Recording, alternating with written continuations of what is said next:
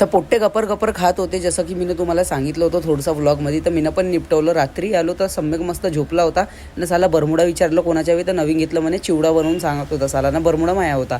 सकाळी उठलो आम्ही, याला चाललेलं पोहा चारलं, घरी जायचं होतं तर हा चालला गेला. मी झोपून उठलो. बरोबर साईबाबांना नमस्कार केल्याबरोबर माझा भाऊ झोपला होता. तर मी म्हणलं जाऊ दे साला, मी कटिंग दाढी करून येतो, काय तर शेविंग निपटवतो. त्यानंतरच मग रात्री आम्ही चालले गेलो कामडीच्या राजा बघायला. त्यानंतरच आम्ही चालले गेलो रन्नाळ्यातला राजा बघायला. तेवढ्यामध्ये मग माहीत पडलं वडे ट्युशनकडे ढोल ताशा पथक वाजत आहे. तर छोटा मुलगा तर मस्त वाजवत होता. त्यानंतर मस्त ध्वज वगैरे लहरत होता. त्यानंतरच मग आम्ही लोकांना मस्त बघून घेतलं. तेवढ्यामध्ये हा भोकणे गुरुजी माहीत नाही कुठं बघत होते, नंतर हे आले पायासाठी. तेवढं हे बघा कसे दाता काढते ना, ई करते. मी म्हणलं या गोटी. त्यानंतरच हे गोटी लोक पण अडी ऐकतच नव्हती, काय म्हणत होते तर ऐकतच नाही. तेवढ्यामध्ये आमचे मित्र लोक आले होते, मस्त बघत होते. तेवढ्यामध्ये हे अडी दिसली आम्हाला, नागपूर गेलो होतो तर. मग माहीत नाही हे ताई काहून नाचत होते लवकरच. बापरे, मी म्हणलं हे का ज्याला इले वरता बी चालली गेली. त्यानंतर हे दुसरी अडी भेटली बघा.